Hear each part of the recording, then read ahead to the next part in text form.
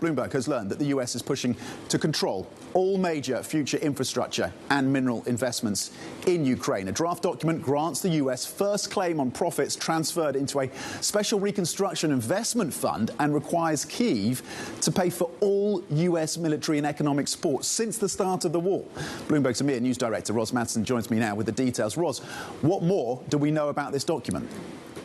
Well, that's right. So this is a document that's been sent to Ukraine, which is the latest version of what it's been called a critical minerals deal that now seems to be much more of a broader infrastructure and mineral wealth deal, including everything, as you say, from first right of refusal in investment projects in roads, railways, ports, but also oil, gas, and all of Ukraine's minerals wealth, including critical minerals. And as you say, first right of refusal on those projects, the first in line to get the profits from those projects, and essentially saying, you know, we've paid you enough already to support you in the war. So our investment in this fund is already there. So now it's up to you to pay into this fund. So it's a high level of control, potentially, for the US over Ukraine's mineral wealth, oil and gas, infrastructure, and its economy in the aftermath of a war that's still going. And so what does that mean for Ukraine? Well, Ukraine would have to be very much the junior